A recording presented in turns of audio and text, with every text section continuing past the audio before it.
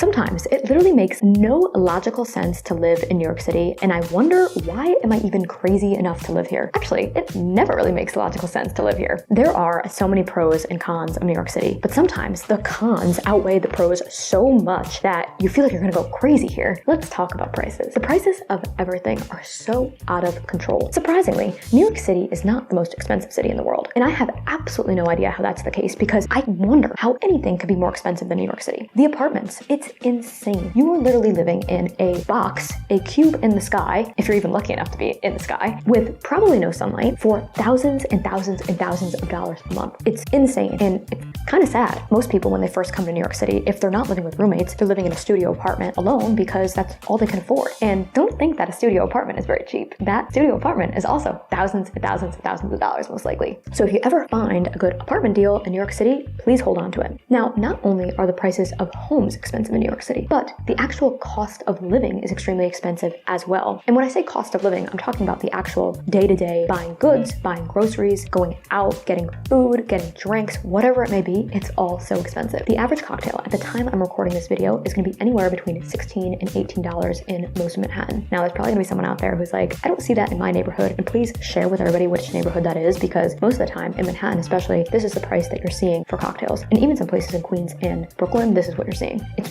really, really crazy. It's out of control. Now, when it comes to dining, there are a lot of cheap eats around New York City. Everybody remembers the dollar pizza. That doesn't really exist anymore, but there is still a $1.50 pizza, maybe $1.25, something like that. But there are cheap eats in the city. However, most of the time, cheap eats here are not really considered cheap eat anywhere else in the world. You can find much cheaper food in other parts of the country, let alone the world. Food is very, very expensive here. When you're dining in New York City for two, you're definitely spending over $100 for the check. $100 is like on the low side. If you're drinking a lot, then it's gonna be way, way over that. And then when it comes to grocery shopping and actually getting food in your apartment, it is so, so expensive. So sometimes when I'm shopping, I tally up my grocery bill. Then I compare it to what I would spend going out. Sometimes, strangely enough, they're not even that different if I was getting takeout versus buying my own groceries. Now, one is a lot healthier than the other, mostly, so I want you to consider that as well. But it's kind of crazy that you would think you're saving so much money by doing grocery shopping on your own, but you're really not. Now, I do have to say, I do tend to buy healthier food items, and I buy organic, things like that. So that is going to make my grocery bill a little bit more expensive than if you were going the cheapest route. But it's just kind of crazy to think about it. I'm like, this should be saving me still so much money. If you walk into local grocery stores around Manhattan or New York City as a whole, you're going to notice how expensive everything is. And I'm a big believer in supporting local, but sometimes it's really, really hard to do that with the grocery stores here, because you could be paying 50% or double the price of something at another store, like say Whole Foods or Trader Joe's. So I am a big proponent of local, but when it comes to groceries, I see why people want to go with the Whole Foods and the Trader Joe's, because it's actually cheap. Now, the transportation options are absolutely great in New York City. We really can't complain compared to some other cities in the country and the world. But I do have to say, there are two complaints that I do have, and that is sometimes it's still just really hard to get around New York City, because you have to take this train and transfer to this train,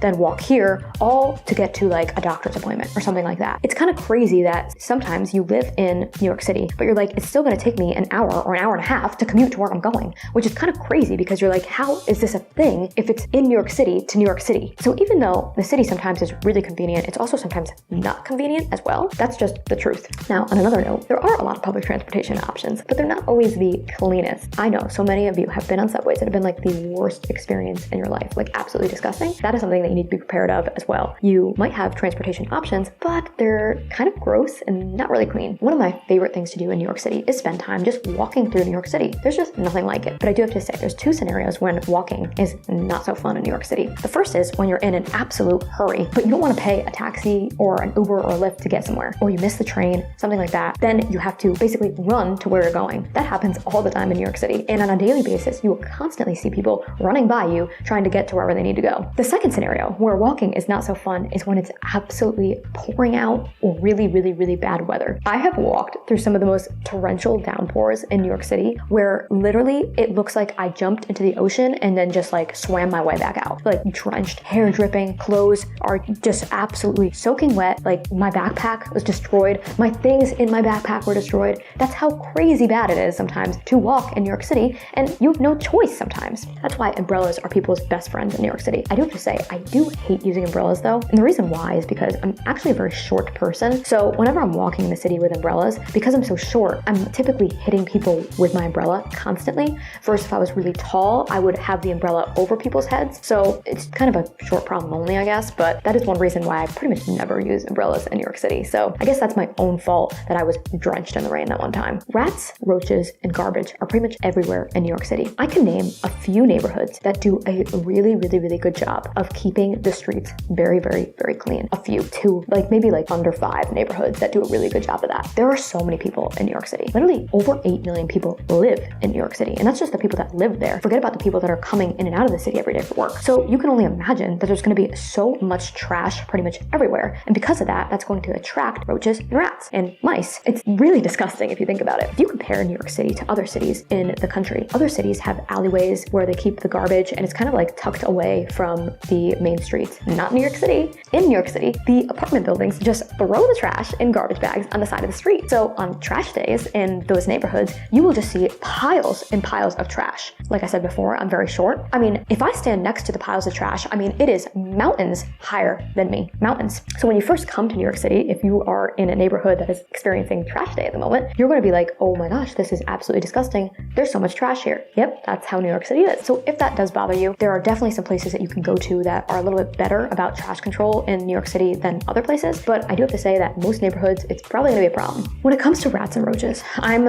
in my office right now. I'm literally sitting next to a roach trap as we speak. Now, I have to say, most places are not going to have roaches. Most places are not going to have rats in your apartment, but you are going to see them a lot on the street, a lot. And you might not notice it at first, but then when you start really keeping your eyes peeled, you're going to notice them all the time. So watch out for that. Laundry in New York City is a problem in itself. So what do I mean by that? Most apartments in New York City do not have washer dryer in unit. Now, if you're watching this video from anywhere else in the country and you're not familiar with New York City yet, you're probably shocked by that. You're like, what do you mean there's no washer and dryer? What do you do? That is the question. So there's a couple different options that people have. Sometimes there is laundry in the apartment building. Most of the time there is, I would say, in most newer buildings or more modern buildings, which there aren't a ton of those here, but a lot of people do have washer dryer in the building. If they don't, they're going to a laundromat or sending it out to a wash and fold service, and then it's getting delivered back to their apartment. Now, if they have it in the building, they just lug it all to the building and do that within their building most of the time. Or sometimes they have them on the floor of your apartment buildings. So it's not that bad. You have to go down the hallway to the washer dryer and do your laundry there. And then the few very lucky people have that option to do laundry in their unit. As a real estate agent, I always say to my client, you know you've made it in New York City when you have a washer and dryer in your unit, because it's just so hard to come by. And I always joke to my family and friends outside of the city that they don't know how lucky they have it having a washer dryer in their suburban homes. It's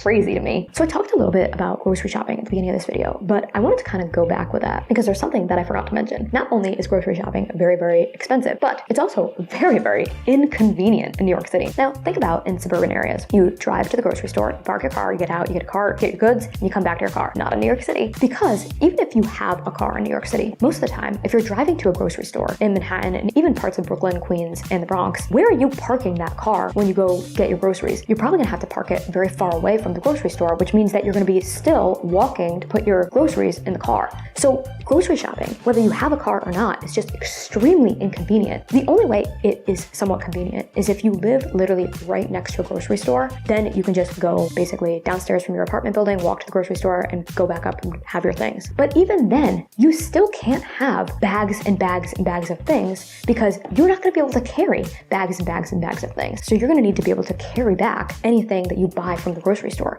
which makes your grocery shopping extremely limited. Also, if you go grocery shopping in New York City, you'll probably see the cashiers or baggers doing all different kinds of crazy tricks with the bags to make them sturdy so that they don't break going back to your apartment in New York City. I can't tell you how many times that I have walked from the grocery store down the block to my New York City apartment and the bag busted while I was walking, so many times. And I'm very careful with that. And the bags still bust. It's crazy, especially with all paper bags nowadays. You have to double, triple bag them. Now I do have to say, it is hard for me to complain about this problem because nowadays we have so many food delivery options, whether it's actually getting grocery stores to deliver to you like Whole Foods or all the options on Instacart or anything like that. If you think about it, in the 90s, 80s, when people were living just like us in New York City, they didn't have those options. I don't think there was any delivery options. Maybe they had to call and place place in order. I have no idea. It's kind of crazy to think that they really had to struggle with kind of getting their groceries, and that's why so many people didn't cook in New York City, because one, their kitchen sucked, and two, they couldn't get any food, because one, their kitchen sucked, and two, they couldn't get any food to their apartment. The fact that we have all these options now, it's hard to complain about groceries because you can work around it with all these delivery options. Forget about having a car in New York City. It is just so complicated. Now, I do have to say, at the time that I'm filming this video, I do have a car in New York City, and as somebody who has a car in New York City, I would say do not do it. It is so inconvenient. I am a real estate agent that works inside the city and also outside the city, so I use my car all the time for work. And I do also have to say, if that wasn't my situation, I probably would not have a car in New York City because it's not convenient at all. I've done street parking,